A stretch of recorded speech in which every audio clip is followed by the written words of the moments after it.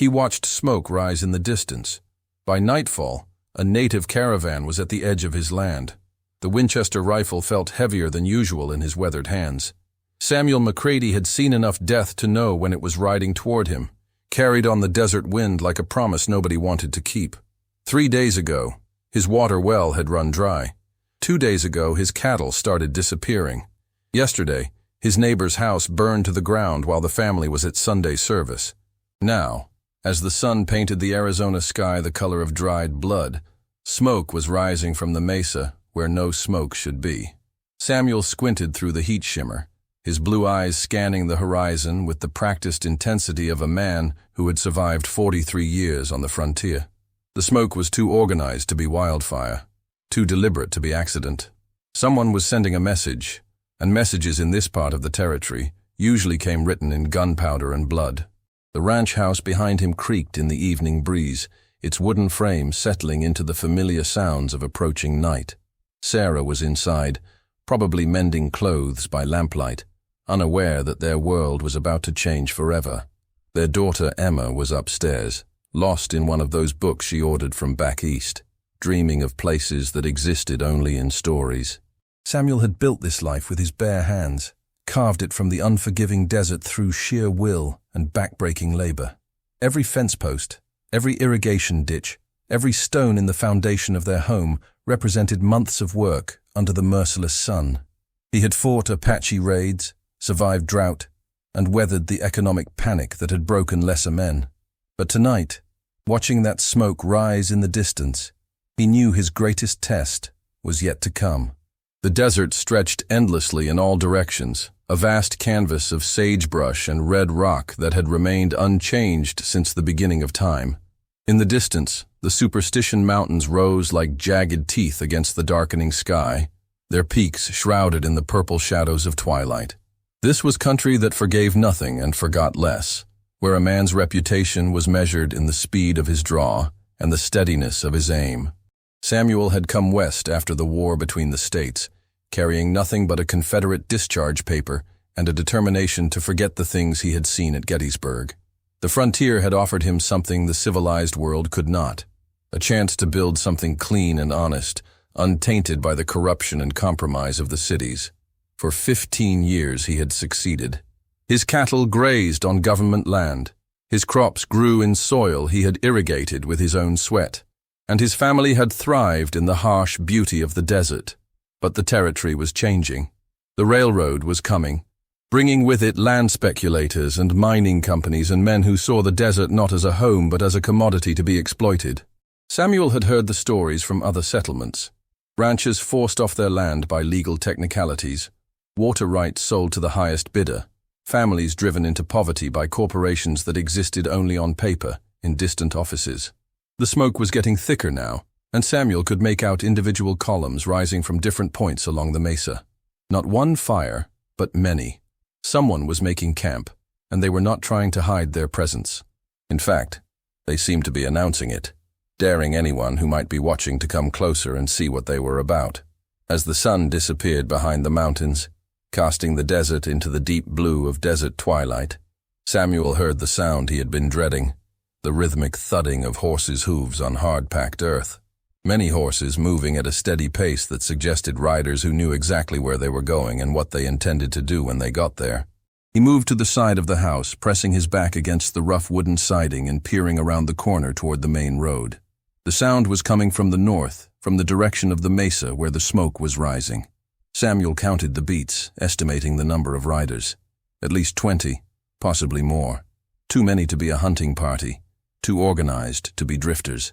The first rider appeared as a silhouette against the star-filled sky, followed by another, then another. They rode in a loose formation that spoke of military experience, their horses moving with the easy gait of animals accustomed to long distances and rough terrain. As they drew closer, Samuel could make out details: wide-brimmed hats, long coats that had seen better days, and the distinctive outline of rifles slung across their backs. But it was the man riding at the front of the group that made Samuel's blood run cold. Even in the darkness, he recognized the rigid posture and angular profile of Colonel Marcus Thornton, late of the Union Army, and currently employed by the Western Development Company. Thornton was a man who had never learned to distinguish between a military campaign and a business venture, treating both with the same ruthless efficiency that had made him famous during the war. Samuel had crossed paths with Thornton once before, in a saloon in Phoenix, where the colonel had been recruiting men for what he called survey work in the Southern Territories. The job had paid well, but Samuel had declined after learning that the survey work involved forcing Mexican families off land they had farmed for generations. Some things, he had told Thornton, were worth more than money. The colonel had not forgotten the insult, and now he was here, on Samuel's land, with enough men to ensure that this time there would be no declining his offer. The riders stopped at the fence line that marked the boundary of Samuel's property, their horses snorting and stamping in the cool night air. Thornton dismounted with the stiff precision of a man who had spent more time in the saddle than was good for his joints, and walked slowly toward the house. His boots crunched on the gravel path that Samuel had laid by hand, each step a deliberate violation of the sanctuary he had created. Samuel stepped out from the shadows, his rifle held low but ready. The two men faced each other across 20 feet of hard-packed earth, their eyes meeting in the pale light of the half-moon. Neither spoke for a long moment, the silence filled only by the sound of desert wind and the distant howl of a coyote. Finally, Thornton removed his hat and ran a hand through his thinning gray hair.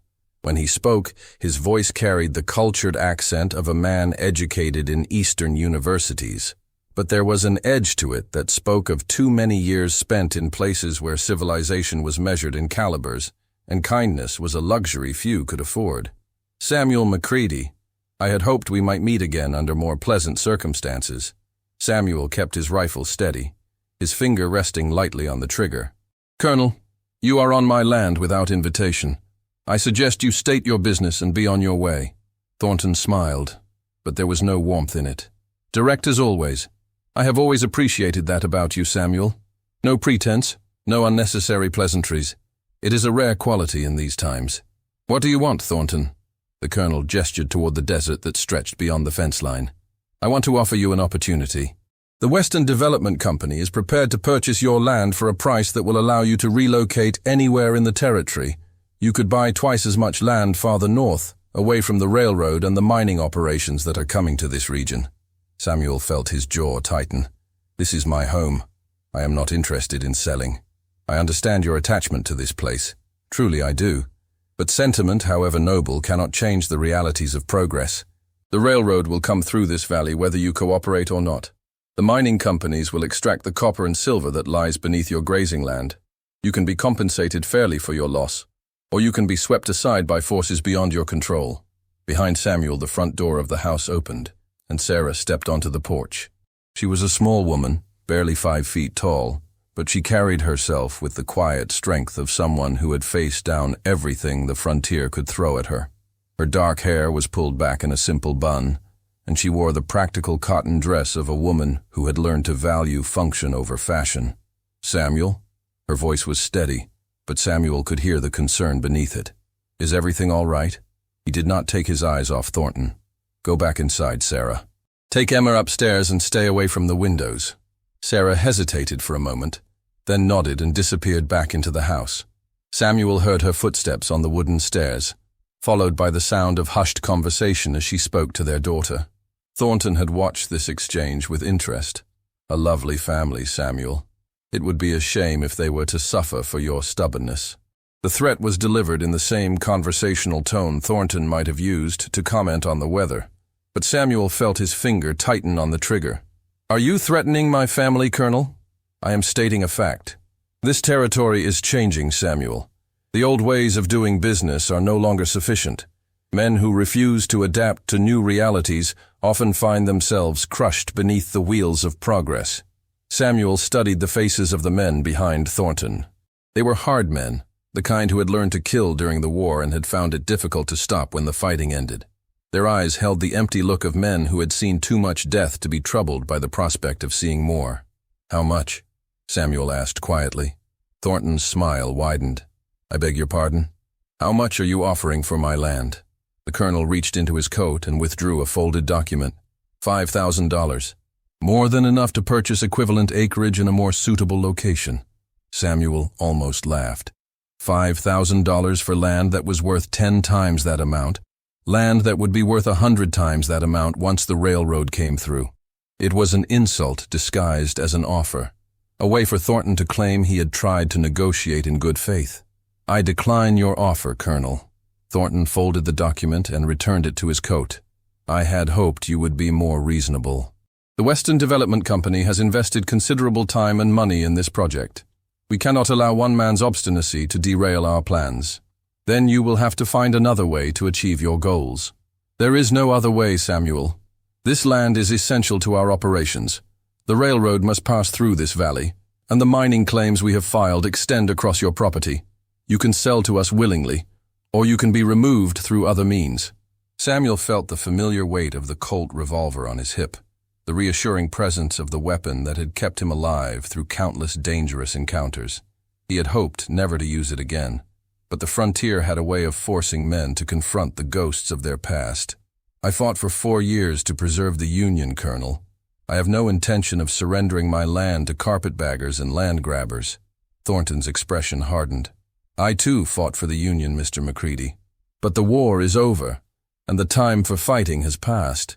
This is business, pure and simple. There is no honor in poverty, no virtue in clinging to lost causes. There is honor in protecting what is yours. There is virtue in standing against those who would take it from you." The colonel put his hat back on, adjusting it with the same precision he had shown in removing it. "You have until dawn to reconsider. After that, I cannot guarantee your safety or that of your family." Samuel raised his rifle slightly, enough to make his intentions clear. "Colonel, I want you and your men off my property. Now." Thornton studied Samuel's face in the moonlight, reading the determination there. He had seen that look before, in the eyes of Confederate soldiers who had chosen to die rather than surrender. It was the look of a man who had made his peace with death and would not be moved by threats or promises. "Very well. But this is not over, Samuel. The forces I represent are much larger than one man with a rifle. You cannot fight progress itself. I can try." Thornton mounted his horse with the same stiff precision he had shown in dismounting. He wheeled the animal around and rode back toward his men, who had watched the entire exchange in silence. Samuel heard him speak quietly to his lieutenants, but the words were lost in the desert wind. The riders disappeared into the darkness as quickly as they had appeared, leaving only the sound of hoofbeats fading into the distance. Samuel stood in his yard for a long time, listening to the night sounds of the desert and watching the smoke that still rose from the mesa. He knew this was only the beginning, that Thornton would return with more men and fewer scruples. When he finally went inside, Sarah was waiting for him in the kitchen, her hands wrapped around a cup of coffee that had long since grown cold. She looked up at him with eyes that held questions she was afraid to ask. "How bad is it?" she asked. Samuel set his rifle against the wall and sank into the chair across from her. "Bad enough. They want our land, and they are not going to take no for an answer. Can we fight them? I do not know. There are too many of them, and they have resources we do not have, but I will not give up without a fight." Sarah reached across the table and took his hand. Her fingers were rough from years of hard work, but her touch was gentle. "Then we fight. This is our home, Samuel. We have earned the right to defend it." Samuel squeezed her hand, drawing strength from her quiet courage. "It may mean leaving everything behind. If we cannot win, we may have to run. Then we run together. But we do not surrender." Outside, the wind picked up, rattling the windows and sending tumbleweeds dancing across the desert floor. Samuel listened to the familiar sounds of his home, knowing that each one might be among the last he would hear. The clock on the mantel chimed midnight, marking the beginning of what might be their final day on the land they had called home for 15 years. As the first light of dawn began to creep across the desert, Samuel saw them coming. A line of riders stretched across the horizon, moving with the inexorable advance of men who had come to finish what they had started. There were more of them now, perhaps 50 or 60, and they rode with the confidence of an army that had never known defeat. Samuel had spent the remaining hours before dawn preparing for this moment. He had moved his family's most precious belongings to the root cellar beneath the house, including the daguerreotype of his parents and the letters Sarah had written to him during the war. He had cleaned and loaded every weapon in the house, his Winchester rifle, the Colt revolver, the old shotgun that had belonged to his father, and even the small derringer that Sarah kept hidden in her sewing box. The sun painted the eastern sky in shades of orange and pink, casting long shadows across the desert floor. In the distance, the Superstition Mountains stood like silent sentinels, their peaks touched with gold in the early morning light. It was going to be a beautiful day, Samuel thought with bitter irony, the kind of day that made a man grateful to be alive. Emma had cried when he told her what was happening, her 14-year-old mind struggling to comprehend why anyone would want to take their home away from them. Sarah had held her close, whispering words of comfort that Samuel knew she did not truly believe. They had all known this day might come, but knowing and experiencing were two very different things. The riders were close enough now that Samuel could make out individual faces. Thornton rode at the front, his military bearing unmistakable even at a distance. Behind him came men Samuel recognized from wanted posters in the territorial marshal's office, killers and thieves who had found employment with the Western Development Company. It was a common arrangement in the territory, where corporations found it easier to hire gunmen than to navigate the complexities of territorial law. Samuel positioned himself behind the stone wall that separated his property from the main road, using the barrier for cover while maintaining a clear field of fire. The wall had been built by Mexican farmers decades before Samuel had arrived, constructed from the same red sandstone that formed the mesas in the distance. It was solid construction, built to last, and Samuel hoped it would provide adequate protection when the shooting started. The riders halted just outside rifle range, their horses snorting and pawing the ground impatiently. Thornton dismounted and walked forward alone, his hands held away from his weapons in a gesture of temporary truce. When he was close enough to speak without shouting, he stopped and removed his hat. "Mr. McCready, I had hoped you might have reconsidered during the night." Samuel kept his rifle trained on the colonel's chest. "My answer has not changed." "I see. Then I am afraid we must proceed with alternative arrangements." Thornton gestured toward the men behind him. "These gentlemen represent various business interests that have invested heavily in this development project. They are not as patient as I am, nor as willing to accommodate the sentimental attachments of individual property owners. What you mean is that you have hired killers to do what the law will not allow. I mean that progress cannot be stopped by the wishes of one man, regardless of how noble those wishes might be." Samuel studied the faces of the men behind Thornton, counting weapons and estimating distances. They were professionals, he realized, men who had turned killing into a business. They would not be easily discouraged by one man with a rifle, no matter how determined he might be. "You have one final opportunity to accept our offer," Thornton continued. "Take your family and leave peacefully. The Western Development Company will provide transportation to any destination you choose, along with enough money to establish yourself elsewhere. And if I refuse, then you will be removed from this property by whatever means necessary. The company has legal authority to claim this land for purposes of eminent domain. Your resistance constitutes interference with a lawful business operation." Samuel almost laughed at the absurdity of it. Legal authority purchased with bribes and threats, lawful business operations conducted at gunpoint. This was the new frontier, where corporations wielded more power than territorial governments, and justice was measured in dollars rather than principles. "Colonel, I fought at Antietam and Gettysburg. I have seen what men can do to each other when they believe their cause is just.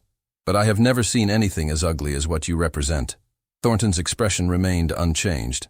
"War is ugly, Mr. McCready. Business is simply more efficient." The colonel turned and walked back toward his men, his message delivered and his conscience clear. Samuel watched him mount his horse and speak quietly to his lieutenants.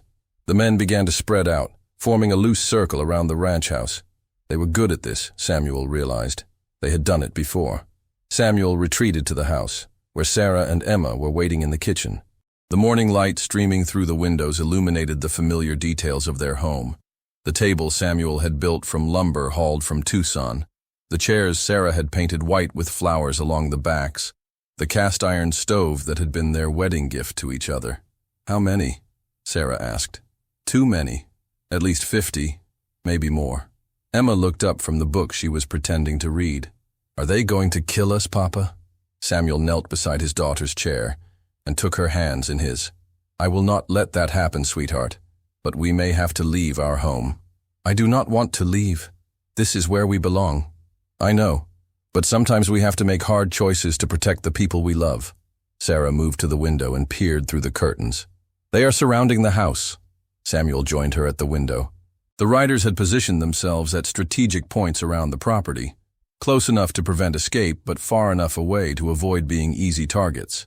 It was a professional operation, conducted with the kind of precision that came from experience. "There," Sarah pointed toward the barn. "Someone is in the loft." Samuel saw him, a man with a rifle positioned among the hay bales, his weapon trained on the front door of the house. There would be others, Samuel knew, men positioned to cover every possible escape route. Thornton was taking no chances. The sound of breaking glass came from the back of the house, followed by the acrid smell of smoke. Samuel ran to the rear window and saw flames licking at the walls of the chicken coop. They were going to burn him out, force him to come outside where they could deal with him more easily. "Sarah, take Emma to the root cellar. Now. I am not leaving you." "You are not leaving me. You are protecting our daughter. I need to know you are both safe." Sarah hesitated, then nodded. She took Emma's hand and led her toward the cellar door, pausing only to grab the small bag of belongings they had prepared during the night. Samuel heard the heavy wooden door close behind them, followed by the sound of the iron bar sliding into place. The smoke was getting thicker now, and Samuel could see flames beginning to spread to the main house. The wooden siding was dry from years of desert sun, and the fire would spread quickly once it took hold. He had perhaps 10 minutes before the structure became uninhabitable. Samuel moved from room to room, checking the windows and doors for potential escape routes. The men outside had positioned themselves well, covering every possible exit. But they had made one mistake. They had underestimated the determination of a man fighting for his home and family. The Winchester held 15 rounds, and Samuel had additional ammunition in his pockets. The Colt revolver was loaded with 6 rounds, and he had 2 more cylinders prepared for quick reloading. The shotgun held 2 shells, and there were more in the kitchen drawer.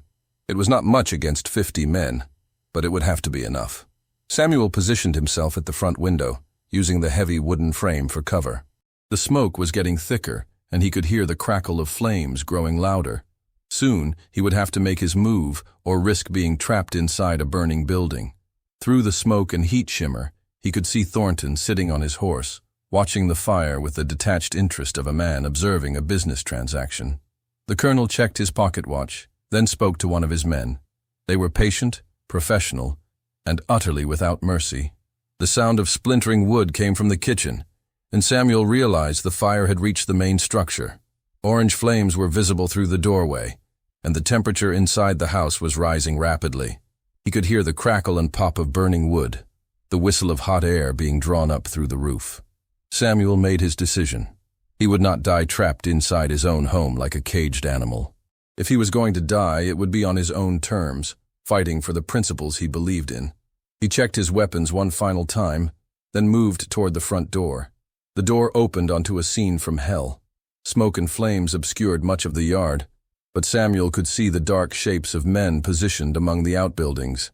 He raised his rifle and fired at the nearest target, seeing the man spin and fall. The Winchester's report echoed across the desert like thunder. Return fire came immediately, bullets whining through the air and splintering the wooden doorframe.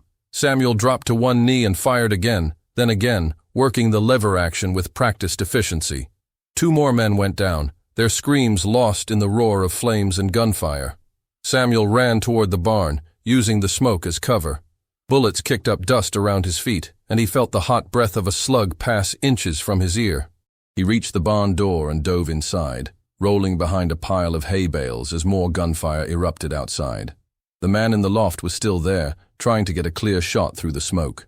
Samuel raised his rifle and fired, the bullet punching through the hay bales and finding its target. The man tumbled from the loft, his rifle clattering to the ground below. Samuel reloaded quickly, his hands working with the automatic efficiency of long practice. Outside he could hear Thornton shouting orders, directing his men to surround the barn. They were closing in, and Samuel knew his time was running out. He thought of Sarah and Emma, safe in the root cellar, and drew strength from the knowledge that they would survive this. Whatever happened to him, they would live to tell the story of what had happened here.